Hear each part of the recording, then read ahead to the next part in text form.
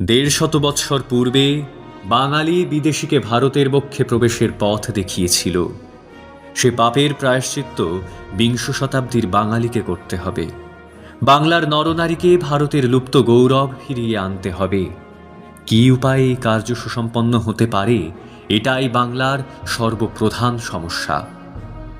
জাতীয় আন্দোলনের প্রবর্তক মহাত্মা গান্ধী অবাঙালি হলেও এই আন্দোলন সম্পর্কীয় কাজ বাংলাদেশে যেরকম প্রসার লাভ করেছে, অন্য কোনো প্রদেশে সেরকম করেনি।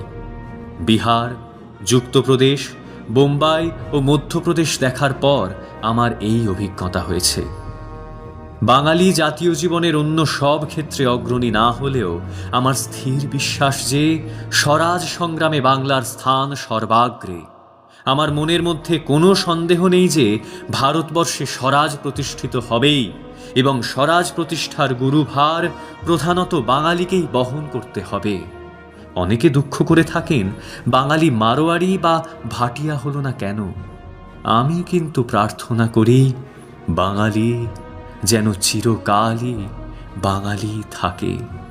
গীতায় শ্রীকৃষ্ণ বলেছেন, স্বধর্মে নিধনং শ্রেয়ঃ পরোধর্ম ভয়াবহ।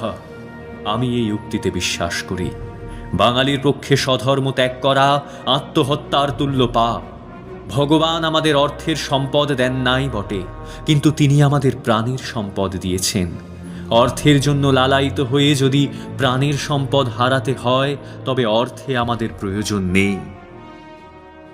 বাঙালিকে এই কথা সর্বদা মনে রাখতে হবে যে ভারতবর্ষে, শুধু ভারতবর্ষ কেন, পৃথিবীতে তার একটা স্থান আছে, এবং সেই স্থানের উপযোগী কর্তব্য তার সম্মুখে পড়ে রয়েছে। বাঙালিকে স্বাধীনতা অর্জন করতে হবে, আর স্বাধীনতা লাভের সঙ্গে সঙ্গে নূতন ভারত গড়ে তুলতে হবে। সাহিত্য, বিজ্ঞান, সঙ্গীত, শিল্পকলা, শৌর্য, বীর্য, ক্রীড়া নৈপুণ্য, দয়া দাক্ষিণ্য, এই সবের ভিতর দিয়া বাঙালিকে নূতন ভারত সৃষ্টি করতে হবে। জাতীয় জীবনের সর্বাঙ্গীন উন্নতি বিধান করবার শক্তি এবং জাতীয় শিক্ষার সমন্বয় করবার প্রবৃত্তি একমাত্র বাঙালির আছে। আমি বিশ্বাস করি বাঙালির একটা বৈশিষ্ট্য আছে। শিক্ষা, দীক্ষা, স্বভাব, চরিত্র, এই সবের মধ্যে বাঙালির সেই বৈচিত্র্য ফুটে উঠেছে। বাংলার প্রাকৃতিক দৃশ্যের মধ্যেও বৈশিষ্ট্য দেখতে পাওয়া যায়। বাংলার মাটি, বাংলার জল, বাংলার আকাশ, বাংলার সবুজ শ্যামল ক্ষেত্র ও তাল গাছ ঘেরা পুষ্করিণী, এই সবের মধ্যে কি একটা বৈশিষ্ট্য নাই? আর প্রকৃতি দেবীর এই বৈশিষ্ট্য কি বাঙালির চরিত্রে একটা বিশিষ্টতা দান করেনি? এমন নরম মাটিতে জন্মেছে বলেই বাঙালির এমন সরল প্রাণ, প্রাকৃতিক সৌন্দর্যের মধ্যে লালিত পালিত হয়েছে বলেই বাঙালি সুন্দরের উপাসক হয়েছে। সুজলা, সুফলা, শস্য শ্যামলা জন্মভূমির অন্ন জল সেবন করে বাঙালি কাব্যে ও সাহিত্যে এমন অপূর্ব সৃষ্টি কৌশল দেখাতে পেরেছে। গত 2-3 বৎসর ধরে বাংলাদেশে যে জাগরণের বন্যা এসেছিল, সে বন্যা এখন ভাটার দিকে চলেছে বটে, কিন্তু জোয়ারের আর বেশি বিলম্ব নাই। বাংলাদেশে জাতীয়তার স্রোতে আবার প্রবল বন্যা আসবে। সে বন্যার স্পর্শে বাংলার প্রাণ আবার জেগে উঠবে। বাঙালি সর্বস্ব পণ করে আবার স্বাধীনতার জন্য পাগল হয়ে উঠবে। দেশ আবার স্বাধীনতা লাভের জন্য বদ্ধপরিকর হবে।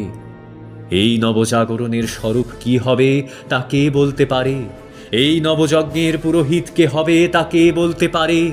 যে ভাগ্যবান পুরুষ এই যজ্ঞের পৌরোহিত্য ব্রত গ্রহণ করবেন, তিনি এখন কোথায় বা কিরূপ সাধনায় মগ্ন আছেন তা কে বলতে পারে? এই আন্দোলনের নেতৃত্ব মহাত্মা গান্ধী গ্রহণ করবেন, অথবা অন্য কোনো নূতন মনীষী তাঁর আসনে বসবেন, তা আমরা জানি না। এই সব প্রশ্নের উত্তরের জন্য বসে থাকলে চলবে না। এই নবজাগরণের জন্য এখন থেকে আমাদের সকলকে প্রস্তুত হতে হবে।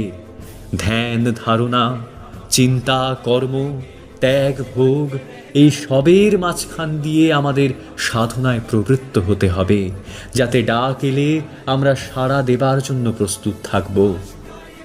বঙ্গজননী, আবার একদল নবীন তরুণ সন্ন্যাসী চান।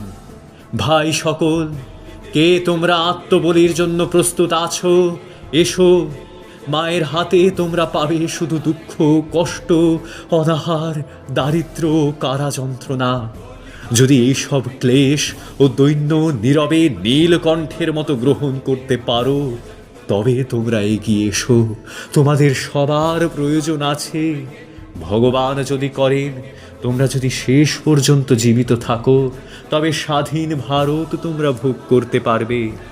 আর যদি স্বদেশ সেবার পূর্ণ প্রচেষ্টায় ইহলীলা সংবরণ করতে হয়, তবে মৃত্যুর পর স্বর্গের দ্বার তোমাদের সম্মুখে উদ্ঘাটিত হবে।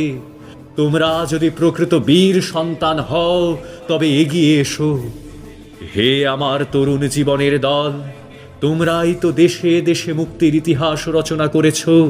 আজ এই বিশ্বব্যাপী জাগরণের দিনে স্বাধীনতার বাণী যখন চারিদিকে ধ্বনিত হচ্ছে, তখন কি তোমরাই ঘুমিয়ে থাকবে?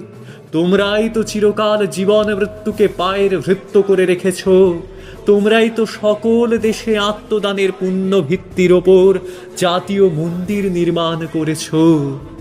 তোমরাই তো যাবতীয় দুঃখ, অত্যাচার সানন্দে গ্রহণ করে প্রতিদানে সেবা ও ভক্তি অর্পণ করেছ। লাভের আকাঙ্ক্ষা তোমরা রাখুনি, ভয় তোমাদের হৃদয় স্পর্শ করেনি। স্বাধীনতার মন্ত্রে দীক্ষিত হয়ে বীর সৈনিকের মতো তোমরা হাসতে হাসতে মরণকে আলিঙ্গন করেছ। তোমাদের শৌর্য, বীর্য ও চরিত্র বল দেখে মাতা বসুন্ধরা তোমাদের শুভ্র ললাটে জয় টিকা পরিয়ে দিয়েছেন। ওগো বাংলার যুবক সম্প্রদায়, স্বদেশ সেবার পুণ্যযজ্ঞে আজই আমি তোমাদের আহ্বান করছি। তোমরা যে যেখানে যে অবস্থায় আছো, ছুটে এসো। চারিদিকে মায়ের মঙ্গল শঙ্খ বেজে উঠেছে। ওই যে পূর্ব গগনে ভারতের ভাগ্য দেবতা তরুণ তপনের রূপে দেখা দিয়েছেন। স্বাধীনতার পুণ্য আলোক পেয়ে চীন, জাপান, তুরস্ক, মিশর পর্যন্ত আজ জগৎ সভায় উন্নত শিরে এসে দাঁড়িয়েছে। তোমরা কি এখনো মহাবেশে ঘুমিয়ে থাকবে? তোমরা ওঠো, জাগো, আর বিলম্ব করলে চলবে না। অষ্টাদশ শতাব্দীতে বিদেশি বণিককে গৃহপ্রবেশের পথ দেখিয়ে তোমাদের পূর্বপুরুষেরা যে পাপ সঞ্চয় করে গেছেন, এই বিংশ শতাব্দীতে তোমাদের সেই পাপের প্রায়শ্চিত্ত করতে হবে। ভারতের নবজাগ্রত জাতীয় আত্মা আজ মুক্তির জন্য হাহাকার করছে। তাই বলছি, তোমরা সকলে এসো। ভ্রাতৃবন্ধনের রাখি পরিধান করে মায়ের মন্দিরে দীক্ষা নিয়ে আজ এই প্রতিজ্ঞা করো যে মায়ের কালিমা তোমরা ঘুচাবে, ভারতকে আবার স্বাধীনতার সিংহাসনে বসাবে এবং হৃত সর্বস্বা ভারত লক্ষ্মীর লুপ্ত গৌরব ও সৌন্দর্য পুনরুদ্ধার করবে।